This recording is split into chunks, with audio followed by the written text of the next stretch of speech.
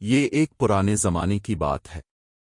ایک دور دراز گاؤں میں ایک آدمی رہتا تھا جس کی دو بیویاں تھیں۔ دونوں بیویوں سے اس کے دو بیٹے تھے جن کے نام فارقان اور بارہان تھے۔ دونوں بیٹے بہت خوبصورت تھے۔ اگرچہ وہ الگ الگ ماؤں سے تھے مگر اللہ کے فضل سے وہ بھائیوں کی طرح دکھتے تھے۔ وہ جاڑواں بھائیوں جیسے تھے۔ ان کے چہرے، انداز اور باتیں ایک جیسی تھیں۔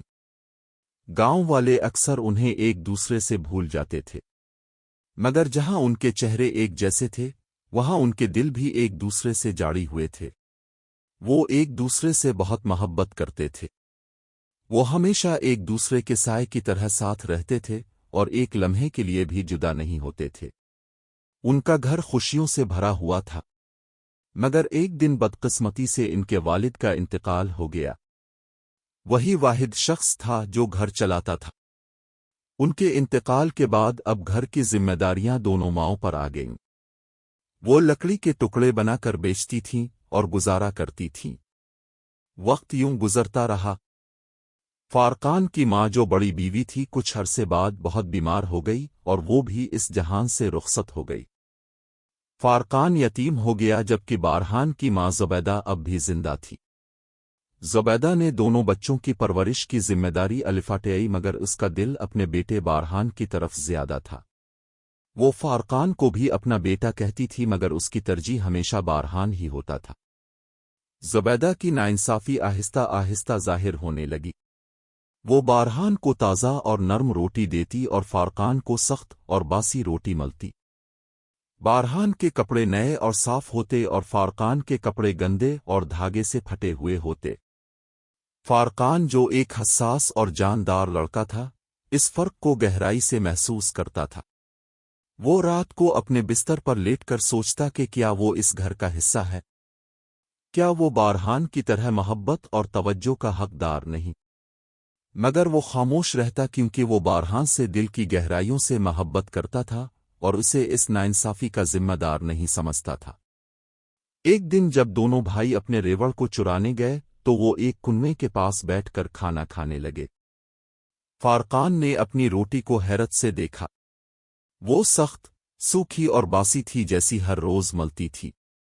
اس نے بارہان کی طرف دیکھا جس کی روٹی نرم، تازہ اور گھی کی خوشبو سے بھری ہوئی تھی۔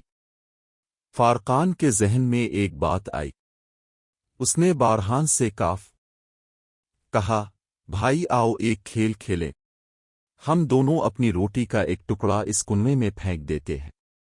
بارہان نے حیرت سے پوچھا، یہ کیسا کھیل ہے فارقان؟ روٹی پھینکنے سے کیا فائدہ؟ فارقان مسکرا کر بولا، بس انتظار کرو بھائی، تم سمجھ جاؤ گے۔ دونوں نے اپنی روٹی کے ٹکڑے کنویں میں پھینک دیے۔ فارقان کا ٹکڑا پانی کی سطح پر سوکھی لکڑی کی طرح تیرنے لگا مگر بارہان کی روٹی جو تازہ اور گھی سے بھری تھی پانی میں ڈوب گئی اور نیچے چلی گئی۔ فارقان نے اداسی سے کہا، بھائی، تمہاری روٹی دل کی گہرائی میں ہے کیونکہ ماں تم سے محبت کرتی ہے۔ میری روٹی پانی پر تیرتی ہے کیونکہ یہ باسی اور ہلکی ہے، بالکل ویسے ہی جیسے میں ماں کے دل میں ہلکا ہوں۔ بارہان کا چہرہ خوف اور غم سے بھر گیا۔ اس نے کہا، فارقان، تم کیا کہہ رہے ہو؟ ماں ہم دونوں سے محبت کرتی ہے۔ مگر فارقان نے سر ہلا کر کہا، نہیں بھائی، میں یہ ناانصافی اب برداشت نہیں کر سکتا۔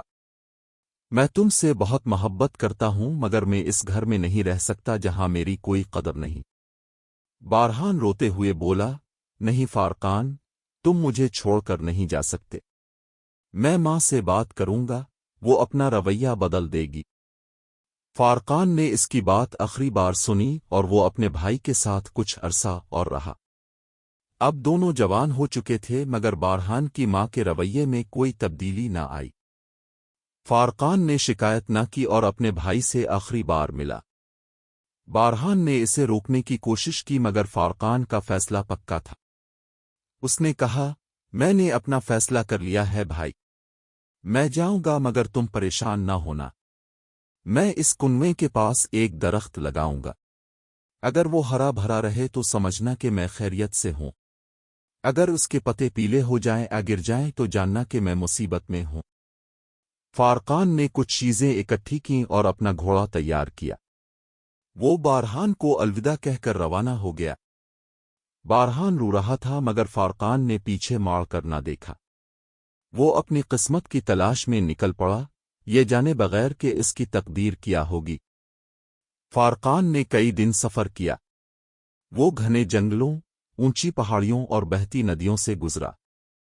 ایک دن وہ ایک وسیع میدان میں پہنچا جہاں ایک چرواہا اپنے ریوڑ کو چرانے کی کوشش کر رہا تھا، مگر فارقان نے دیکھا کہ چرواہے کا ریوڑ ایک سوکھی اور بنجر زمین پر چل رہا ہے، جبکہ پاس ہی ایک ہرا بھرا میدان تھا جہاں گھاس کی بہتات تھی۔ فارقان نے چرواہے سے حیرت سے پوچھا، اے چرواہے، تم اپنی بھیڑوں کو اس بنجر زمین پر کیوں چراتے ہو؟ وہ اس ہرے میدان میں کیوں نہیں جاتی جہاں گھاس کی کثرت ہے؟ چرواہا آداس ہو کر بولا، اے مسافر، وہ ہرا میدان ایک خطرناک بھیڑوں کے جائنٹ کا گھر ہے۔ ان کا لیڈر ایک بہت بڑی اور وحشی بھیڑ ہے۔ کوئی وہاں جانے کی ہمت نہیں کرتا، ورنہ وہ بھیڑ کا شکار بن جاتا ہے۔ فارقان کا دل ہمت سے بھر گیا۔ اس نے کہا، مجھے ان بھیڑوں کی جگہ دکھاؤ۔ چرواہا خوف سے بولا، یہ خطرناک ہے مسافر، تم اکیلے کیا کرو گے؟ مگر فارقان نے ضد کی کہ وہ صرف دور سے دیکھنا چاہتا ہے۔ چرواہا اسے ایک پہاڑی کے پیچھے لے گیا جہاں سے وہ ان بھیڑوں کے جائنٹ کو دیکھ سکتا تھا۔ فارقان نے دیکھا کہ وہاں نہ صرف ایک بڑی بھیڑ تھی بلکہ ایک پورا جائنٹ تھا جو ہرے میدان پر حکومت کر رہا تھا۔ فارقان نے چرواہے سے کہا، پریشان نہ ہو، میرے پاس ایک خیال ہے۔ اس نے چرواہے کو بتایا کہ وہ ایک بڑا گڑھا کھودیں گے اور اس میں گوشت کا ایک ٹکڑا رکھیں گے۔ گڑھے پر ایک بڑا جال لٹکائیں گے جو درخت سے بندھا ہوگا۔ جب بھیڑیں گوشت کی خوشبو سونگھ کر گڑھے میں آئیں گی، وہ جال گرا دیں گے اور بھیڑوں کو پھانس لیں گے۔ چرواہے کو فارقان کا خیال پسند آیا۔ دونوں نے صبح سویرے کام شروع کیا۔ انہوں نے ایک بڑا گڑھا کھود کر اس میں گوشت رکھا اور جال درخت سے باندھا۔ پھر وہ پاس کے درخت کے پیچھے چھپ گئے۔ انہوں نے اپنی تلواریں ہاتھ میں لے لیں۔ کچھ دیر بعد بھیڑوں نے گوشت کی خوشبو سونگھی اور گڑھے میں گر گئیں۔ جیسے ہی وہ گڑھے میں گریں، فارقان نے رسی کھینچی اور جال ان پر گر گیا۔ دونوں نے تیزی سے حملہ کیا اور بھیڑوں کو مار ڈالا۔ چرواہا خوشی سے جھوم اٹھا۔ اس نے فارقان کو گلے لگایا اور کہا، تم نے میری جان بچائی اور میری بھیڑوں کو بچایا۔ میں تمہیں 3 بھیڑیں تحفے میں دوں گا۔ فارقان مسکرا کر بولا، تمہاری مہربانی کافی ہے، مگر میں ابھی سفر پر ہوں، یہ بھیڑیں اپنے پاس رکھو۔ جب میں واپس آؤں گا تو لے لوں گا۔ چرواہے نے اس کا شکریہ ادا کیا اور فارقان اپنے سفر کو جاری رکھنے کے لیے نکل پڑا۔ کئی دن کے سفر کے بعد فارقان ایک مصروف گاؤں میں پہنچا۔ یہ گاؤں اپنے رنگین بازاروں اور خوشحال تجارت کے لیے مشہور تھا، مگر آج اس کی گلیوں میں ایک عجیب خاموشی تھی۔ لوگ بہت خوفزدہ تھے اور دکانیں جلدی بند ہو رہی تھیں۔ فارقان ایک کنویں پر راکا جہاں ایک خوبصورت لڑکی، جس کا نام زینب تھا، اپنے سر پر مٹی کا گھڑا رکھے آداس بیٹھی تھی۔ فارقان نے نرمی سے پوچھا، اے لڑکی، تم کیوں آداس ہو؟ اس گاؤں میں کیا مسئلہ ہے؟ زینب نے سسکیوں میں کہا، اے مسافر، ہمارا گاؤں ایک ڈاکو کے ہاتھوں تباہ ہو رہا ہے۔ اس کا لیڈر جس کا نام رستم ہے، ایک ظالم اور طاقتور آدمی ہے۔ وہ ہر ہفتے ہمارے بازاروں کو لوٹتا ہے، دکانداروں سے سامان چھینتا ہے اور جو اس کی مدد کرے اسے سزا دیتا ہے۔ وہ آج شام کو واپس آنے والا ہے اور ہم سب خوفزدہ ہیں۔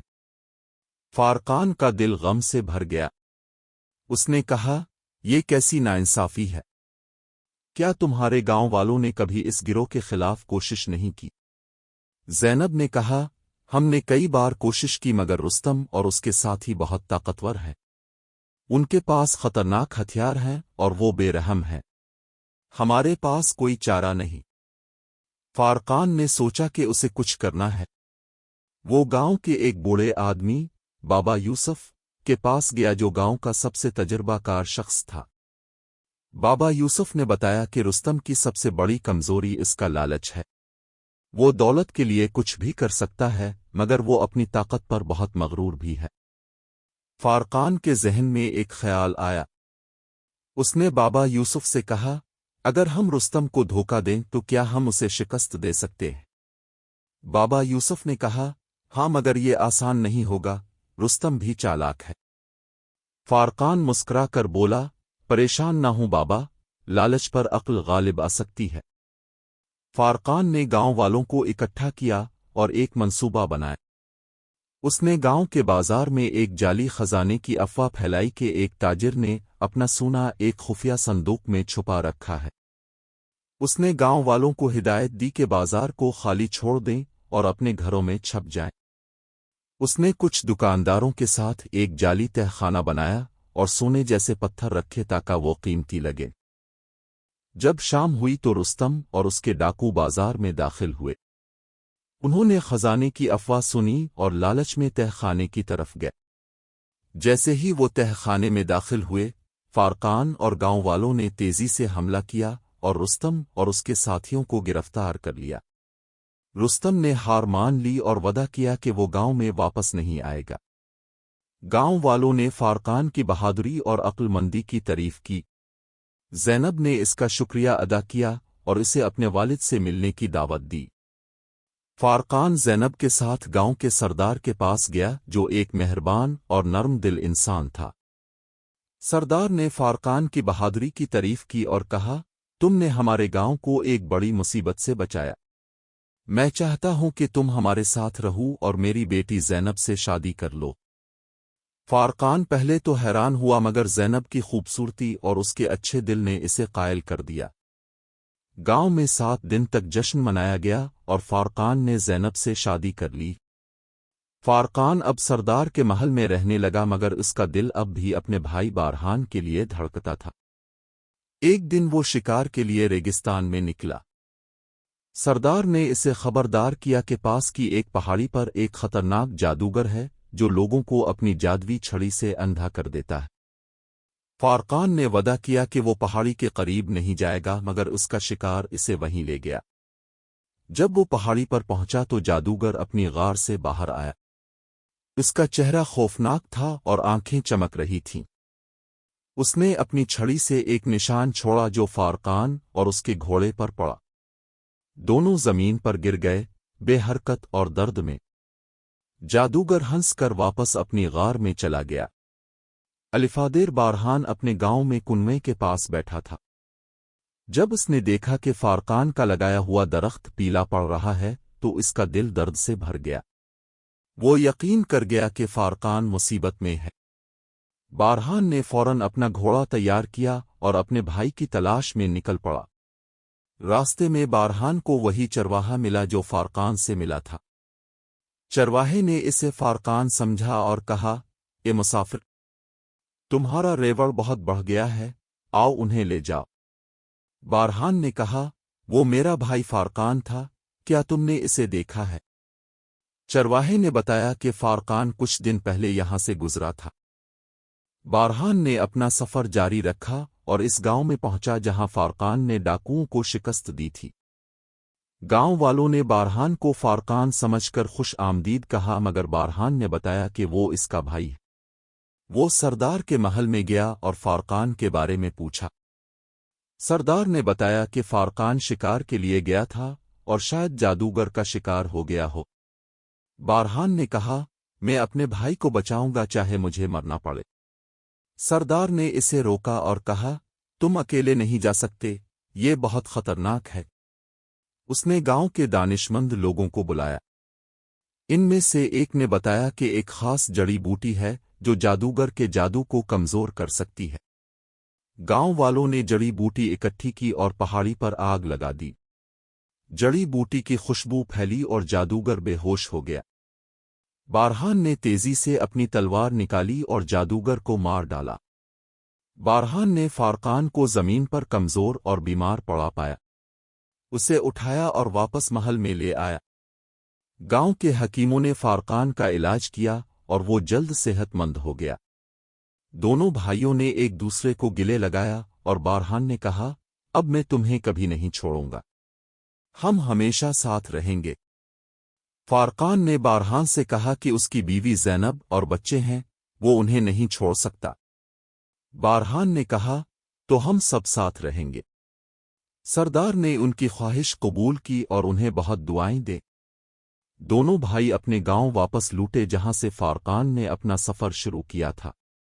راستے میں وہ چرواہے سے ملے جس نے فارقان کی بھیڑیں واپس کیں، جو اب ایک بڑا انعام بن چکی تھیں۔ فارقان نے اپنے گاؤں میں ایک نیا گھر بنایا اور اپنی بیوی اور بچوں کے ساتھ خوشحال زندگی شروع کی۔ بارہان اس کے پڑوس میں رہنے لگا اور دونوں بھائی کبھی ایک دوسرے سے جدا نہیں ہوئے۔ گاؤں والے برسوں تک ان کی بہادری اور ہمت کو یاد کرتے رہے۔ دوستو، یہ کہانی ہمیں سکھاتی ہے کہ بھائی چارہ ایک ایسا رشتہ ہے جس کا کوئی ثانی نہیں۔ وہ خوشی اور غم میں ایک دوسرے کا